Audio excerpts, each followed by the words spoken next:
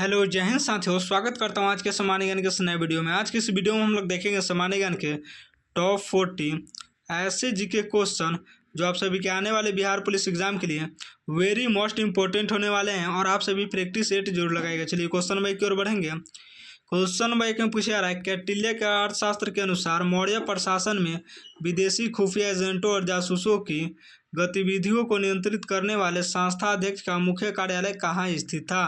कौटिल्य के अर्थशास्त्र के अनुसार मौर्य प्रशासन में विदेशी खुफिया एजेंटों और जासूसों की गतिविधियों को नियंत्रित करने वाले संस्थाध्यक्ष का मुख्य कार्यालय कहाँ स्थित था। तो याद रखिएगा, संस्थाध्यक्ष का मुख्य कार्यालय जो है कहाँ स्थित था, तो पाटलिपुत्र के केंद्रीय बाजार दुर्ग में स्थित था।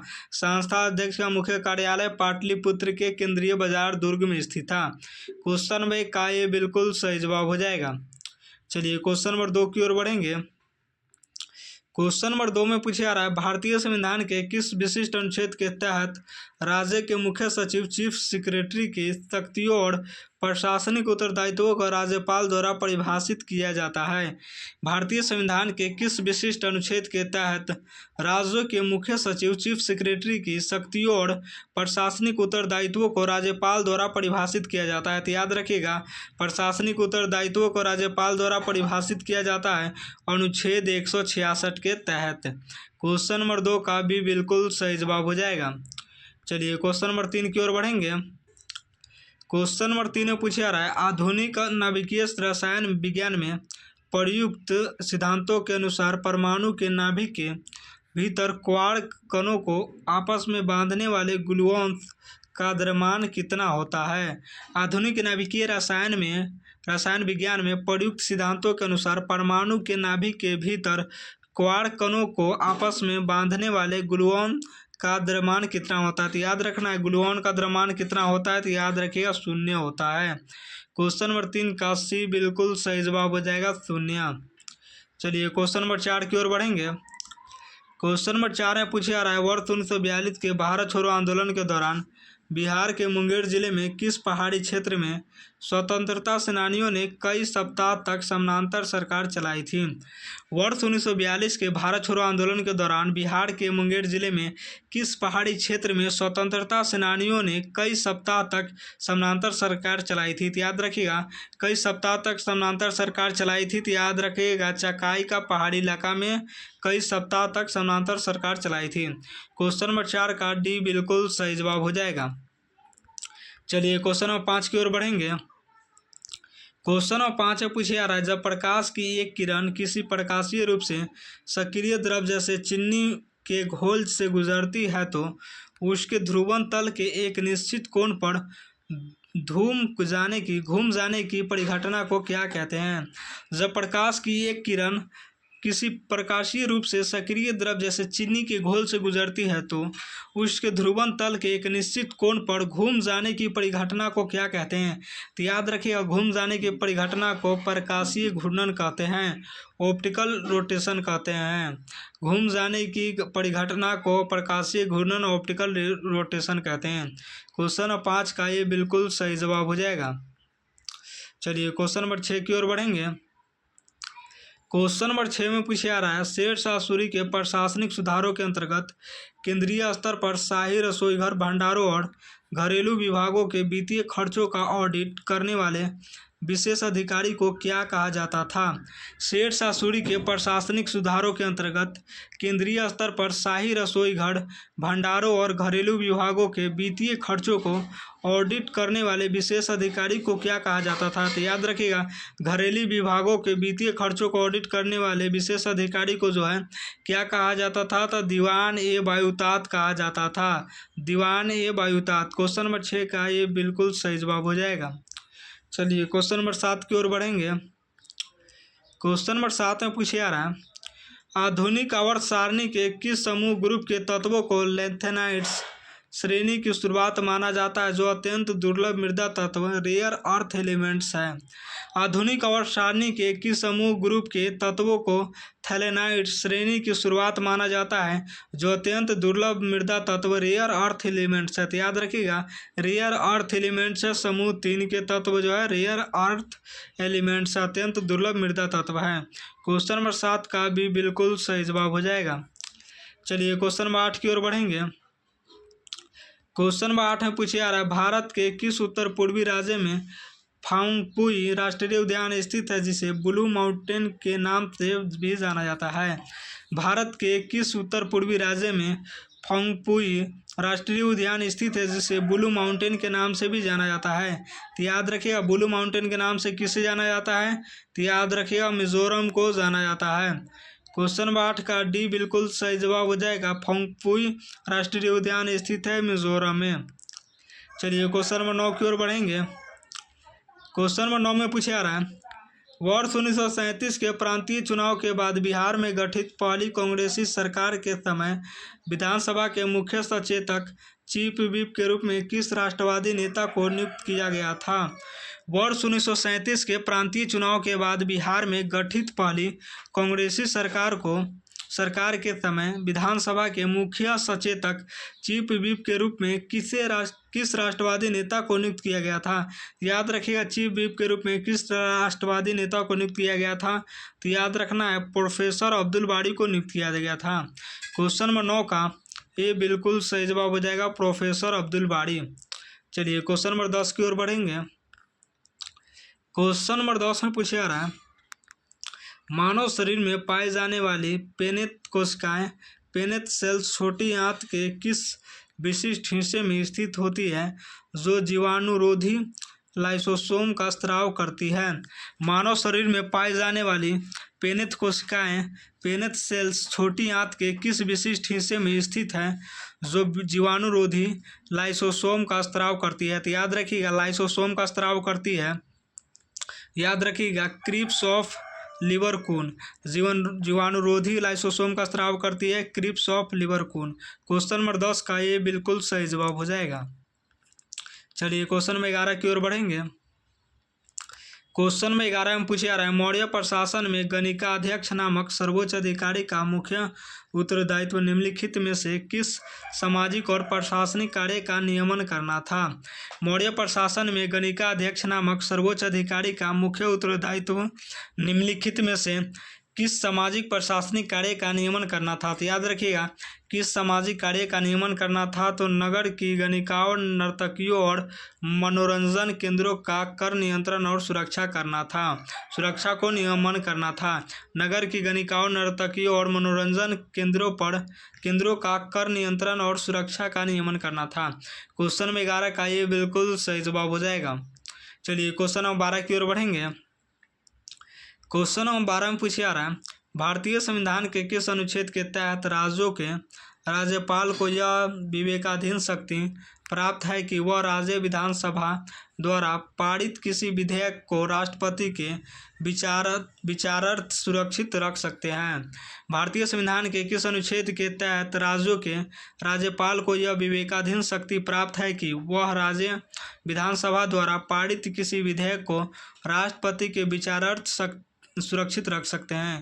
तो याद रखिएगा, विचारार्थ सुरक्षित रख सकते हैं, तो आपको याद रखना है अनुच्छेद 200 के तहत जो है विधेयक राष्ट्रपति को विचारार्थ सुरक्षित रख सकते हैं।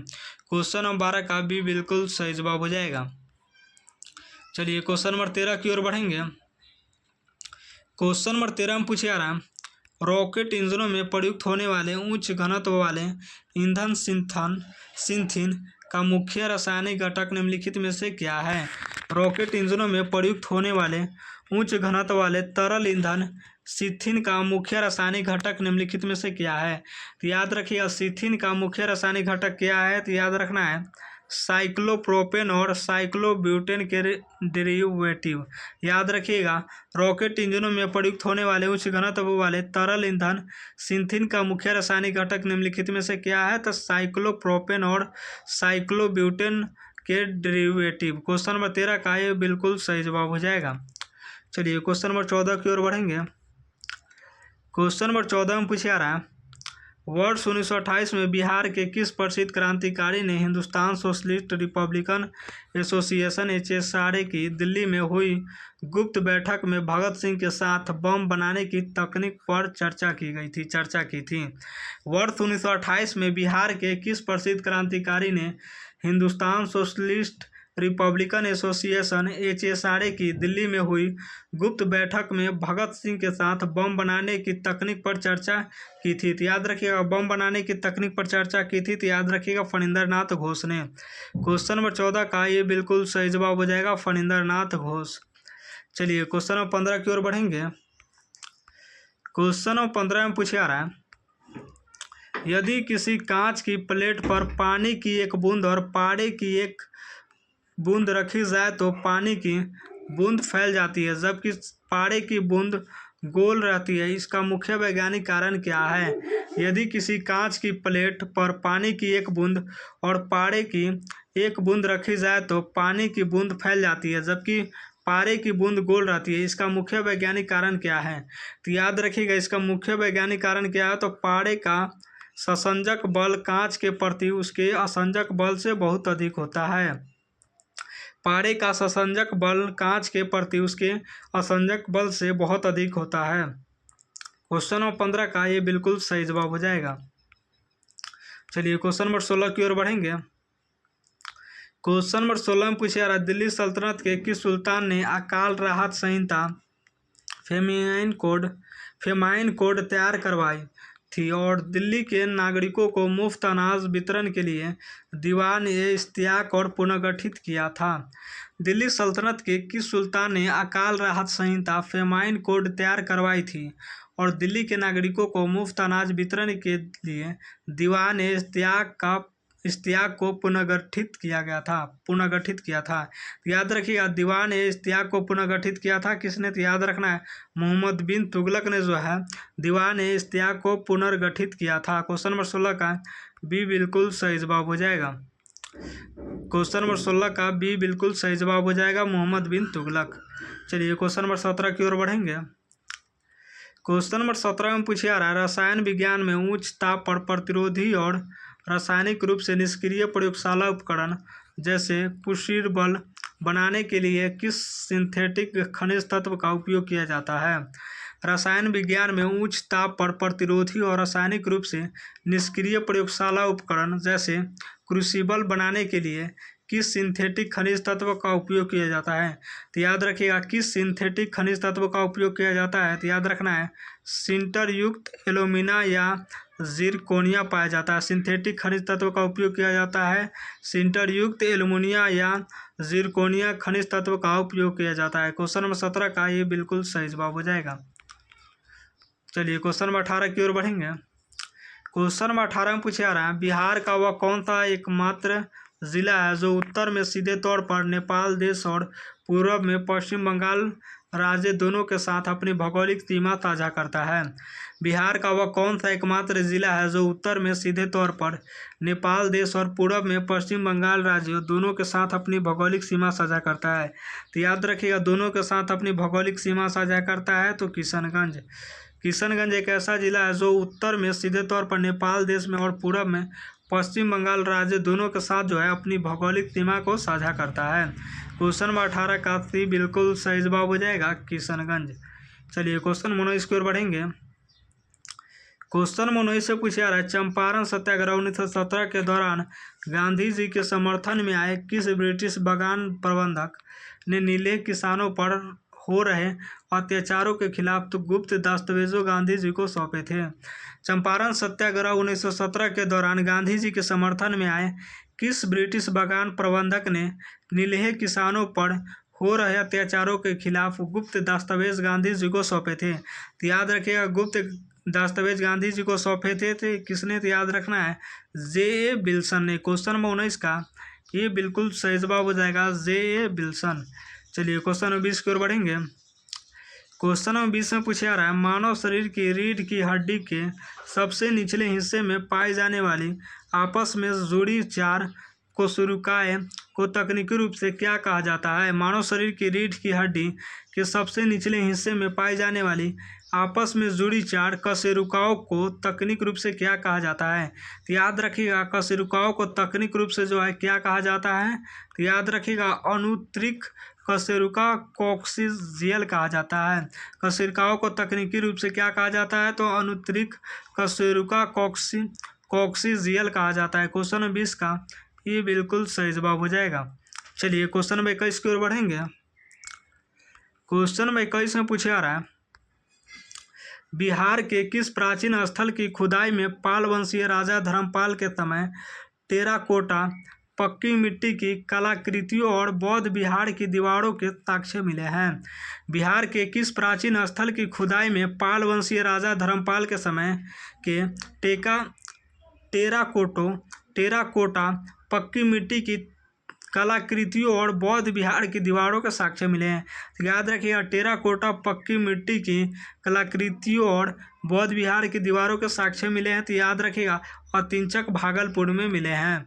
क्वेश्चन नंबर 21 का ये बिल्कुल सही जवाब हो जाएगा। चलिए क्वेश्चन नंबर 22 की ओर बढ़ेंगे।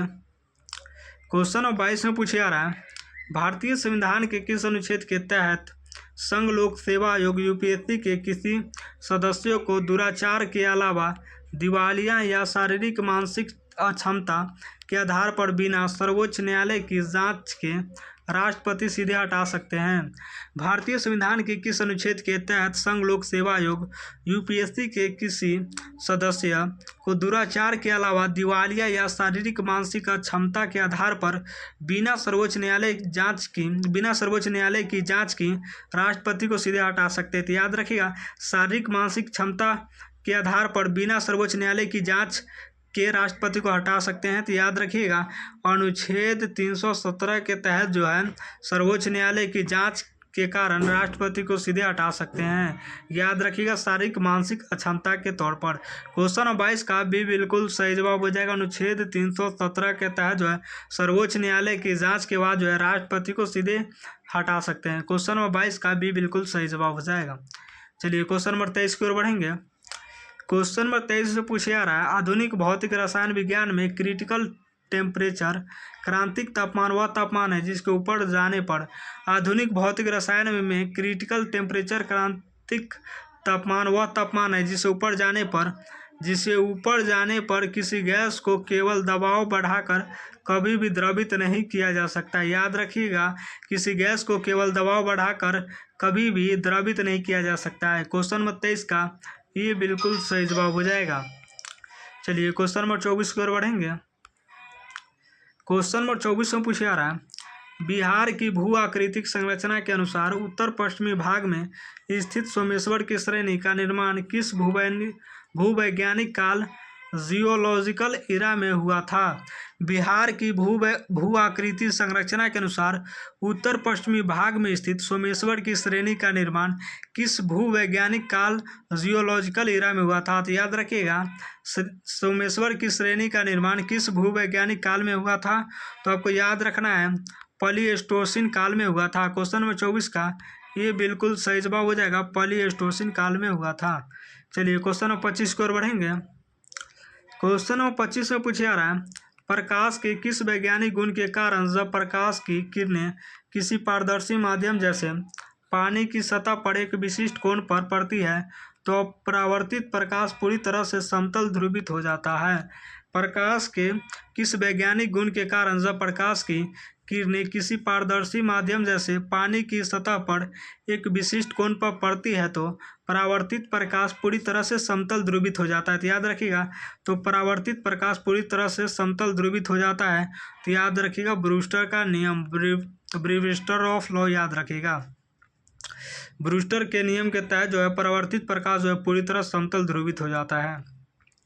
क्वेश्चन नंबर 25 का ये बिल्कुल सही जवाब हो जाएगा, ब्रूस्टर्स लॉ, ब्रूस्टर का नियम। चलिए क्वेश्चन नंबर 26 की ओर बढ़ेंगे। क्वेश्चन नंबर 26 में पूछा जा रहा है, मुगल केंद्रीय प्रशासन में दीवाने सयूरघात नामक उच्च अधिकारी का मुख्य उत्तरदायित्व निम्नलिखित में से क्या होता था? मुगल केंद्रीय प्रशासन में दीवाने सयूरघात नामक उच्च अधिकारी का मुख्य उत्तरदायित्व निम्नलिखित में से क्या होता था? तो याद रखिएगा, सयूरघात नामक उच्च अधिकारी का मुख्य उत्तरदायित्व जो है क्या होता था? तो धार्मिक संस्थानों, विद्वानों और अनाथों को दिए जाने वाले कर मुक्त भूमि अनुदानों का प्रबंधन करना होता था। क्वेश्चन नंबर 26 का ये बिल्कुल सही जवाब हो जाएगा। चलिए क्वेश्चन नंबर 27 की ओर बढ़ेंगे।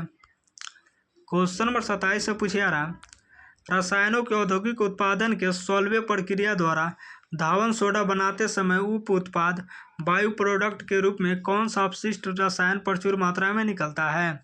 रसायनों के औद्योगिक उत्पादन में 16वें प्रक्रिया द्वारा धावन सोडा बनाते समय उप उत्पाद बायो प्रोडक्ट के रूप में कौन सा अपशिष्ट रसायन प्रचुर मात्रा में निकलता है? तो याद रखिएगा, कौन सा अपशिष्ट रसायन जो है प्रचुर मात्रा में निकलता है? तो याद रखिएगा, अपशिष्ट रसायन प्रचुर मात्रा में निकलता है तो याद रखिएगा कैल्शियम क्लोराइड CaCl2 जो है अपशिष्ट रसायन जो है प्रचुर मात्रा में निकलता है। क्वेश्चन नंबर 27 का सी बिल्कुल सही जवाब हो जाएगा।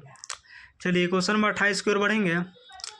क्वेश्चन नंबर 28 से पूछा जा रहा है, भारत के किस उत्तर पूर्वी राज्य में तृष्णा वन्यजीव अभयारण्य के अलावा गुमती वन्यजीव अभयारण्य में स्थित है जो हाथियों के लिए प्रसिद्ध है? भारत के किस उत्तर पूर्वी राज्य में तृष्णा वन्यजीव अभयारण्य के अलावा गुमती वन्यजीव अभयारण्य भी स्थित है जो हाथियों के लिए प्रसिद्ध है? तो याद रखिएगा, हाथियों के लिए प्रसिद्ध है कौन सा? तो त्रिपुरा जो है हाथियों के लिए प्रसिद्ध है। क्वेश्चन नंबर 28 का डी बिल्कुल सही जवाब हो जाएगा। चलिए क्वेश्चन नंबर 29 की ओर बढ़ेंगे। क्वेश्चन नंबर 29 से पूछा जा रहा है, महात्मा गांधी ने वर्ष 1918 के खेरा सत्याग्रह के दौरान गुजरात के किस प्रसिद्ध पाटीदार नेता को आंदोलन का मुख्य संगठनात्मक सचिव नियुक्त किया था? महात्मा गांधी ने वर्ष 1918 के खेरा सत्याग्रह के दौरान गुजरात के किस प्रसिद्ध पाटीदार नेता को आंदोलन का मुख्य संगठनात्मक सचिव नियुक्त किया था? याद रखिएगा, संगठनात्मक सचिव नियुक्त किया था, याद रखिएगा सरदार वल्लभ भाई पटेल। क्वेश्चन 29 का ये बिल्कुल सही जवाब हो जाएगा। सरदार वल्लभ भाई पटेल को जो है संगठनात्मक सचिव के रूप में जो है नियुक्त किया था। क्वेश्चन 29 का ये बिल्कुल सही जवाब हो जाएगा। चलिए क्वेश्चन नंबर 30 की ओर बढ़ेंगे। क्वेश्चन नंबर 30 में पूछा रहा है, मानव शरीर में यकृत की तराकीय कोशिकाएं स्टेलेट सेल्स मुख्य रूप से किस विटामिन का भंडारण करती है और यकृत के फाइब्रोसिस को नियंत्रित करती है? मानव शरीर में यकृत की तराकीय कोशिकाएं स्टेलेट सेल्स मुख्य रूप से किस विटामिन का भंडार करती है और यकृत फाइब्रोसिस को नियंत्रित करती है? तो याद रखिएगा, यकृत फाइब्रोसिस को नियंत्रित करती है विटामिन ए। क्वेश्चन नंबर 30 का बी बिल्कुल सही जवाब हो जाएगा। विटामिन ए जो है यकृत के फाइब्रोसिस को नियंत्रित करती है। चलिए क्वेश्चन नंबर 31 की ओर बढ़ेंगे। क्वेश्चन में 31 से पूछा रहा है, पाल वंशीय शासक देवपाल ने नालंदा महाविहार में तिब्बत से आए किस बौद्ध भिक्षु और दार्शनिक के ठहरने और अनुवाद कार्यों के लिए विशेष व्यवस्था की थी? पाल वंशीय शासक देवपाल ने नालंदा महाविहार में तिब्बत से आए किस बौद्ध भिक्षु और दार्शनिक के ठहरने और अनुवाद कार्यों के लिए विशेष व्यवस्था की थी? तो याद रखिएगा, दार्शनिक को ठहरने और अनुवाद कार्यों के लिए विशेष व्यवस्था की थी, तो याद रखिएगा जिनी मित्र ने किया था। पाल वंशीय शासक देवपाल ने नालंदा में महाविहार में तिब्बत से आए किस बौद्ध भिक्षु और दार्शनिक को ठहरने अनुवाद कार्यों के लिए विशेष व्यवस्था की थी? जिन मित्र ने।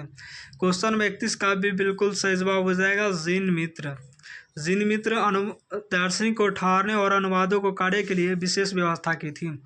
चलिए क्वेश्चन नंबर 32 की ओर बढ़ेंगे।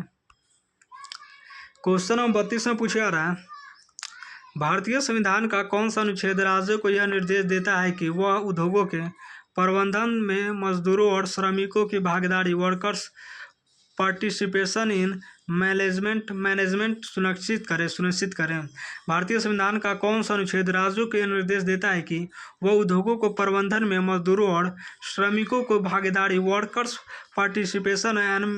पार्टिसिपेशन इन मैनेजमेंट सुनिश्चित करे? तो याद रखिएगा, वर्कर्स पार्टिसिपेशन इन मैनेजमेंट को सुरक्षित करने के लिए जो है अनुच्छेद 43A के तहत किया गया है। सुनिश्चित किसके तहत किया गया है? याद रखिएगा, अनुच्छेद 43A के तहत। क्वेश्चन नंबर 32 का ये बिल्कुल सही जवाब हो जाएगा, अनुच्छेद 43A के तहत। चलिए क्वेश्चन नंबर 33 की ओर बढ़ेंगे। क्वेश्चन नंबर 33 में पूछा जा रहा है, परमाणु विज्ञान में प्रयुक्त मैजिक नंबर्स 2, 8, 20, 28, 50, 82, 126 नाभिक के भीतर किन कणों की उस संख्या को दर्शाती है जो नाभिक को अत्यधिक स्थायित्व प्रदान करती है? परमाणु विज्ञान में प्रयुक्त मैजिक नंबर्स 2, 8, 20, 28, 50, 82, 126 नाभिक के भीतर किन कणों की उस संख्या को दर्शाता है जो नाभिक को अत्यधिक स्थायित्व प्रदान करती है। तो याद रखिएगा, नाभिक को अत्यधिक स्थायित्व प्रदान करती है। तो आपको याद रखना है प्रोटॉन या न्यूट्रॉन की संख्या जो है 2, 8, 20, 28, 50, 82, 126 जो है नाभिक के भीतर किन कण पर उस संख्या को दर्शाती है। तो याद रखिएगा, प्रोटॉन या न्यूट्रॉन की संख्या को दर्शाती है। प्रोटॉन या न्यूट्रॉन को दर्शाती है जो नाभिकों को अत्यधिक स्थायित्व प्रदान करती है। क्वेश्चन नंबर 33 का सी बिल्कुल सही जवाब हो जाएगा, प्रोटॉन या न्यूट्रॉन की संख्या। चलिए क्वेश्चन नंबर 34 की ओर बढ़ेंगे। क्वेश्चन नंबर 34 से पूछा रहा है, बिहार के किस जिले में प्रसिद्ध सकरी नाली सिंचाई परियोजना स्थित है जो दक्षिण बिहार के सूखाग्रस्त क्षेत्र में जल संकट को दूर करती है।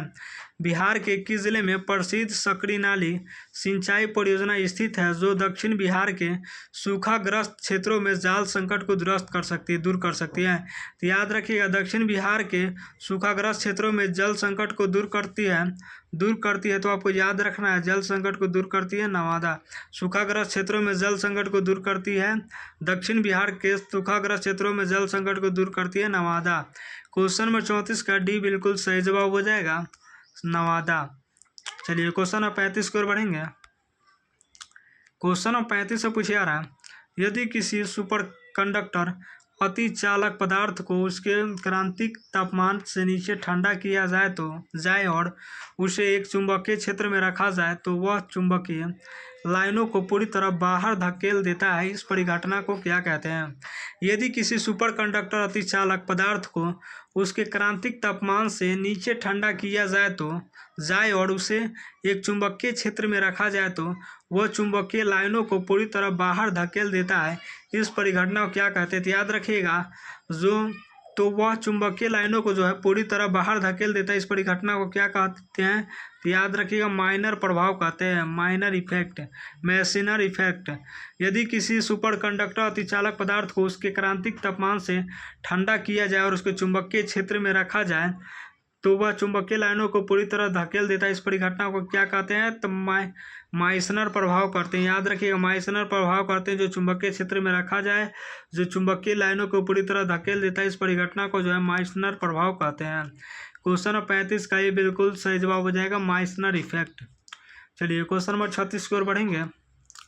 क्वेश्चन नंबर 36 में पूछा रहा है, दिल्ली सल्तनत के किस सुल्तान ने दीवान इश्तियाक विभाग के अंतर्गत सैनिकों के वंशानुगत पदों की समीक्षा के लिए भर्ती बोर्ड दीवान-ए-आरिज को पूरी तरह स्वतंत्र कर दिया था। दिल्ली सल्तनत के किस सुल्तान ने दीवान-ए-इश्तियाक विभाग के अंतर्गत सैनिकों के वंशानुगत पदों की समीक्षा के लिए भर्ती बोर्ड दीवान-ए-आरिज को पूरी तरह स्वतंत्र कर दिया था। तो याद रखिएगा, दीवान-ए-आरिज को पूरी तरह स्वतंत्र कर दिया था किसने। तो याद रखिएगा, सिकंदर लोदी ने। क्वेश्चन नंबर 36 का सी बिल्कुल सही जवाब हो जाएगा। चलिए क्वेश्चन नंबर 37 की ओर बढ़ेंगे। क्वेश्चन नंबर 37 से पूछा रहा है, रासायनिक रूप से स्पार्टेम कृत्रिम मिठास का एक उदाहरण है। यह मुख्य रूप से किन दो अमीनो अम्लों का एक डाइपेप्टाइड मिथाइल एस्टर है। रासायनिक रूप से स्पार्टेम कृत्रिम मिठास का एक उदाहरण है। यह मुख्य रूप से किन दो अमीनो अम्लों का डाइपेप्टाइड मिथाइल एस्टर है। तो याद रखिएगा, डाइपेप्टाइड मिथाइल एस्टर है। तो याद रखिएगा, एस्पार्टिक एसिड और फेनालाइनिन। एस्पार्टिक एसिड एंड फेनालाइनिन याद रखना है। क्वेश्चन नंबर 37 का ये बिल्कुल सही जवाब हो जाएगा। चलिए क्वेश्चन नंबर 38 की ओर बढ़ेंगे। क्वेश्चन नंबर 38 में पूछा रहा है, भारत के किस राज्य में बक्सा राष्ट्रीय उद्यान और टाइगर रिजर्व स्थित है जो भूटान की सीमा के समीप डुआर्स क्षेत्र का हिस्सा है। भारत के किस राज्य में बक्सा राष्ट्रीय उद्यान और टाइगर रिजर्व स्थित है जो भूटान की सीमा के समीप डुआर्स क्षेत्र का हिस्सा है। तो याद रखिएगा, जो भूटान की सीमा के समीप डुआर्स क्षेत्र का हिस्सा है। तो याद रखिएगा, डुआर्स क्षेत्र का हिस्सा है पश्चिम बंगाल। क्वेश्चन नंबर 38 का बिल्कुल सही जवाब हो जाएगा, पश्चिम बंगाल जो है डुआर्स क्षेत्र का हिस्सा है। चलिए क्वेश्चन नंबर 39 की ओर बढ़ेंगे। क्वेश्चन 39 से पूछा रहा है, वर्ष 1928 की नेहरू रिपोर्ट के मसौदे में भारत के लिए सर्वोच्च न्यायालय सुप्रीम कोर्ट के गठन के सिफारिश की गई थी। इस रिपोर्ट के अनुसार जजों की सेवानिवृत्ति की आयु कितनी प्रस्तावित की गई थी? वर्ष 1928 की नेहरू रिपोर्ट के मसौदे में भारत के लिए सर्वोच्च न्यायालय सुप्रीम कोर्ट का गठन की सिफारिश की गई थी। इस रिपोर्ट के अनुसार जजों की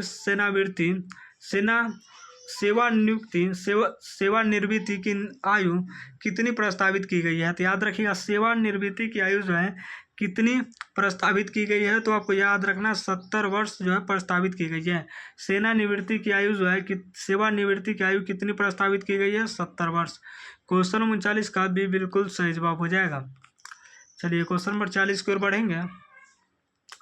क्वेश्चन नंबर 40 से पूछा जा रहा है, मानव शरीर में किस विटामिन की अत्यधिक कमी के कारण पेरास्थीसिया अर्थात हाथ पैरों में सुई चुभने जैसा एहसास या शून्य होने की समस्या उत्पन्न हो सकती है?